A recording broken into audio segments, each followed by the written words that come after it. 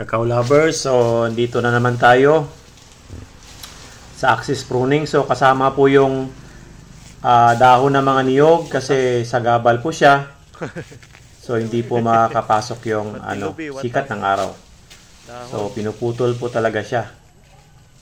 So di bale hindi naman po kailangan yan kasi nakalaylay na po siya. So ayan po, talagang maingat po tayo. Saka kung titingnan nyo po yung 7 knife, napakatalas po niya, napakadali po ng trabaho. So hindi mo na kailangan yung yung pole na tinatawag po.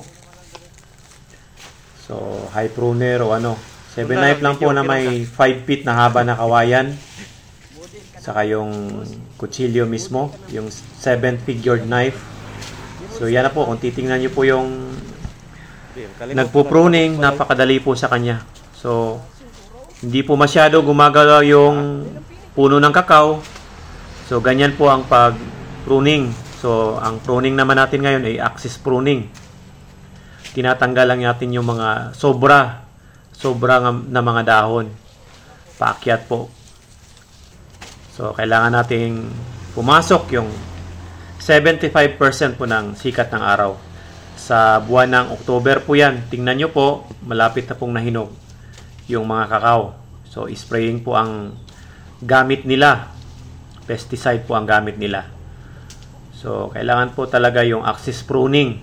Axis pruning naman po yung tawag nito. So kung hindi mo po ito gagawin, pag umulan, malamang po magkakaroon ka po ng problema sa kakao niyo po. Saka wag po kayo mag-alala, pagkatapos niyan, mag-aabono din po tayo ng synthetic, yung mga complete, putas, tsaka organic.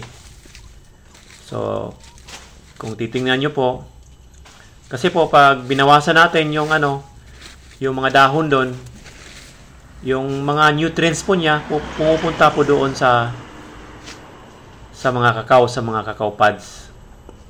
So ganyan po ang sistema ng pagkakakao dito sa amin, sa probinsya, sa Davao. So kailangan po pagka nag-abuno po tayo pagkatapos niyan, sumisiksik, lumiliglig po yung siksik-liglig po yung buto natin, yung beans. Pag nag-harvest tayo, pag nahinog po siya. So isa siyang UF18. Mga kakao lover, po yung axis pruning sa month of October, at saka po yung 25% of shading at saka 75% of sunlight. Ito po yung example sa area. As you can see po, ganyan po ang mga dahon niya. Kunti lang po yung dahon. So yung tagusan ng init dito, 75% yan, sun penetration sa baba ng lupa. O yan, daming bunga So sa mga nagtatanong, masa-sunburn po daw, hindi po, kasi may shading pa po siya. Ayan po. Hindi po, kasi may shading pa yan. Ayan may mga dahon pa yan sa taas. Tsaka pag abuno, lalago yan. Magta times 2, times 3 yan yung dahon. Ayan. So may konting dahon yan sa taas. Pag abuno, pag naulanan, dadami yung dahon niya. So yan ang tinatawag na 75% of sunlight, 75 o 80, depende po yan. Yan. Tagusan po yung mga init. So wala pong padrat. Spraying po sila. Shout out po, Pribaton. Spraying sila dito. So wala pong mga padrat. Kasi may may sikat ng araw nga. Ayan Ganyan po ang pag-pruning.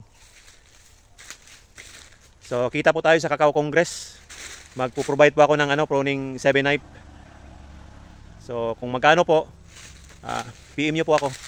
Yung mga mag-order po sa Kakao Congress, doon tayo makikita. Maynila, Cebu, Luzon, Visayas, Mindanao. PM nyo po ako kung mag-order kayo ng 7 knife. 7 knife lang po yung gamit niya ngayon. Yan po, daming bunga Dami talagang bunga. Puro bunga po yan. Puro bunga po yan. So of course, kung tatanungin nyo, meron silang fertilization program, tsaka pruning program, tsaka pest and diseases. Tatlo po yan. Fertilization program, pruning program. Kasabay po yan. Pruning at saka fertilization. Tapos pest and diseases. Tatlo po yan.